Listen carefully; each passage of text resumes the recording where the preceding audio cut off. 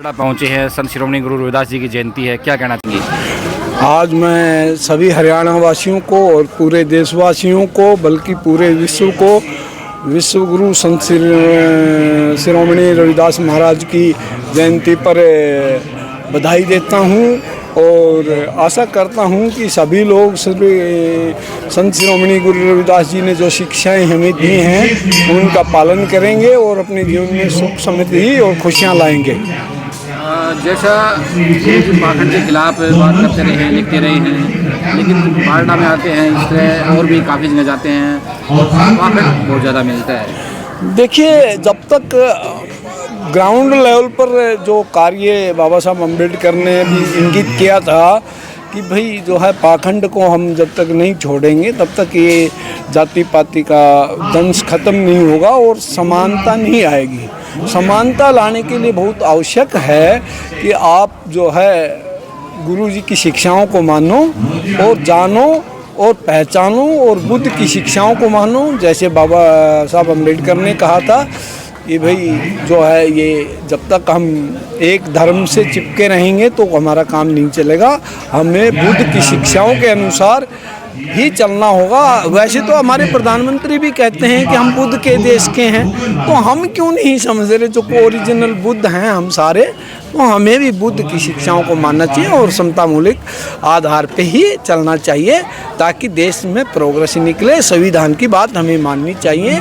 आज भी हमने जो है संविधान की शपथ सभी लोगों को दिलवाई कि भी हम भारत के लोग और हम आत्म अर्पित करते हैं संविधान को, डिग्निटी ऑफ इंडिविजुअल को भी पहचानते हैं। तो ये सब बातें जब अगर हम संविधान को मानेंगे तभी हमारी आगे प्रोग्रेस होगी। बहुत बहुत धन्यवाद, थैंक यू। सूबेदार में बेगराज पूर्व सरपंच काकड़ोली हट्टी से। तो आज संत शिरोमणि गुरु रविदास की जयंती है जी, क्या संदेश देना चाहेंगे? मैं यही कहना चाहूँगा कि जो बाबा ने हमें रास्ता बताया है, शिरोमणि श्री रविदास जी ने, हमें उसी रास्ते पे चलना चाहिए और उसी रास्ते पर समाज को ले जाना चाहिए। आप आर्मी में भी रहे हैं, हाँ, आपने लड़ाइयाँ भी लड़ी हैं, कौन सी लड़ाई लड़ी आप? मैंने 3 लड़ाई लड़ी है। ये कौन सी? सबसे पहले लड़ाई लड़ी मैंने 1965 की भारत पाकिस्तान युद्ध। अच्छा जी। उसके बाद मैंने लड़ाई लड़ी फिर पाकिस्तान और भारत युद्ध हिंदुस्तान में, और 3 महीने के बाद फिर मुझे बांग्लादेश भेज दिया गया। फिर बांग्लादेश को आज़ाद करवा के आए थे हम 8 महीने के बाद, और ऐसे करके 3 लड़ाइयाँ लड़ी हैं। और 50 साल पूरा होने पे हमें सम्मानित किया था। ये जो लगा हुआ है शायद लोगों को समझ में नहीं आता ये क्या है, ये क्या लिखा है, वो कुछ समझ में नहीं आता इनको। तो 50 साल पूरा होने पर राष्ट्रपति द्वारा हमें सम्मानित किया गया था। जो लोग जिंदा हैं बांग्लादेश युद्ध के गवाह हैं, तो पूरे जिले में सिर्फ 3 आदमी थे हम, और 12 थी वार विडो, यानी जिंद के आदमी वहाँ पे ख़त्म हो गए थे, किया गया था। तो लड़ाई के कोई संस्मरण याद हो, किस प्रकार से लड़ाई होती थी, कितनी मेहनत करनी होती थी, कितना भूखा प्यासा रहना पड़ता था? देखो जी, लड़ाइयाँ तो एक नहीं अनेकों उदाहरण है। वैसे मेरा ट्रेड था ड्राइवर। अच्छा। तो मैं चलते हुए टैंक में अम्निशन की गाड़ी लेके जाता था। अच्छा। क्योंकि अगर अम्निशन नहीं है तो टैंक और आदमी करेंगे क्या। लोग डरते बहुत थे लेकिन मैं डरता था, और हम चलते हुए टैंक में अम्निशन पहुँचाता था भाई, एक ड्राइवर होने के नाते। तो कई बार ऐसा भी होता होगा भाई, पड़ोस में आके कोई बम कई बार नहीं, हमेशा हमारे पास एयर अटैक होता था। अच्छा। हमारी गाड़ियों पर जहाज से एयर अटैक होता था, बम डालते थे ताकि ये सप्लाई वहाँ ना पहुँचे। खाना देना तो हमने देना, अम्निशन देना तो हमने देना, लत्ते कपड़े देना तो हमने देना। हमारे बगैर तो पत्ता हिलता ही नहीं था वहाँ पे। तो मेन रोल में हमारा ही था। तो कभी डर नहीं लगा?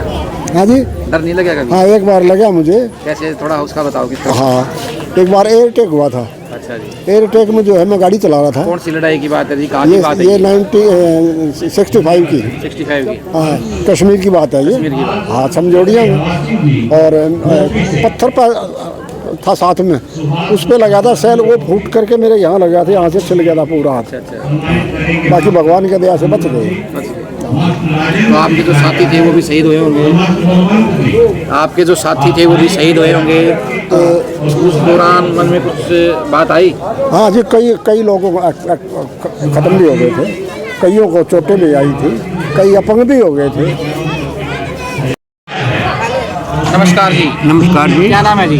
मेरा नाम ईश्वर सिंह है। ईश्वर सिंह जी, आज संत श्रोमणी गुरु रविदास जी की जयंती है, क्या संदेश देना चाहेंगे लोगों को? हम यही संदेश देना चाहते हैं कि गुरु रविदास जयंती में उसके दिए गए उपदेशों को अनुपालन करें और समाज सेवा के आगे आएँ। और समाज में बड़ी हुई फुर्तियाँ बच्चों में हैं, शराब की, नशे की, इन सब बच्चों को अच्छा बचाव करें अपना। हाँ जी। हाँ जी, पहले तो बहुत बहुत आपके चैनल का वहाँ पर पहुँचने पर बहुत बहुत धन्यवाद। और गुरु रविदास की जयंती ये केवल विशेष जाति और धर्म के नहीं थे, बिल्कुल पूरे देश के थे। और उसके जन्मदिन पर पूरे देश को लाख लाख बधाई देने चाहते हैं जी। और इससे कुछ जयंती से कुछ में शिक्षा के लिए ज़्यादा जोर दिया था। ये जाति पाति धर्म वगैरह सब छोड़ के शिक्षा पर जोर दिया था, भाईचारा का जो जोर दिया था। मूर्ति पूजा पर उसका खंडन किया था और सभी को शिक्षित रहने के लिए प्रेरित किया था। गुरु रविदास जी की जयंती है, क्या क्या संदेश देना चाहेंगे? हम तो यही संदेश देना चाहते हैं जी, गुरुजी को मत मानो, गुरुजी की बात को मानो। गुरुजी ने जो अपनी वाणी में कहा था उसका पालन करो। गुरुजी ने ये कहा था कि जो मेरी बात नहीं माननी, मेरे को नहीं मानना, मेरी बात को मानना है। उन्होंने नशे के विरुद्ध, पाखंड के विरुद्ध, जातीय भेदभाव के विरुद्ध उन्होंने अभियान चलाया था, जिसके तहत जो है ना आज पूरा देश, उनको विदेशों में भी उसकी जो है चर्चाएं चल रही है। लेकिन आजकल उल्टा हो रहा है, गुरुजी की बातें हैं ना उनको नहीं मानते, गुरुजी को मानते हैं। क्या कारण है? यही कारण है, लोग जो है ना भौतिकवाद में फंसे हुए हैं। सच्चाई को, ईमानदारी को, संघर्ष को, त्याग को, तपस्या को, इसको नहीं मानते और वो पैसे के पीछे घूम रहे हैं। इसीलिए तो हमारी ये बर्बादी का कारण बना हुआ है। गुरुजी की बात की अनदेखी हो रही है, उसी का परिणाम है। प्रधान जी, स्वागत है धाकड़ हरियाणा। हाँ, तो छोड़ दो। धन्यवाद जी आपका और आपके सभी दर्शकों का। हमारे गुरु रविदास जी की इस शुभ अवसर पर हमारे डॉक्टर भीमराव अम्बेडकर समाज कल्याण ट्रस्ट बारडा की तरफ से आपको और आपके सभी दर्शकों का बहुत बहुत धन्यवाद।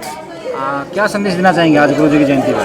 गुरु जी की जयंती पर हम ये संदेश देना चाहेंगे कि जिन लोगों में किसी प्रकार का भी जो कोई ऐब है, जो उसको इनके कहने के अनुसार उनको छोड़ा जाए। जैसे शराब का नशा है, दारू का नशा है, ये ताश खेलने का है, इस प्रकार के सब इनको छोड़ करके अच्छे कामों में लगना चाहिए। अपनों बच्चों की पढ़ाई के विषय में सोचना चाहिए, अपने बच्चों को पढ़ाना चाहिए। जो फिजूल के खर्चे हैं उन सभी को छोड़कर, जैसे शादियों में दान दहेज है, इसको बंद करके, मृत्यु भोज है, जैसे इन कामों को छोड़ करके, गंगा जी में जो अस्थियां बहाते हैं, इन कामों को छोड़ करके अपने बच्चों की पढ़ाई के तरफ विशेष ध्यान देना चाहिए और अपने समाज को ऊंचा उठाना चाहिए। धन्यवाद।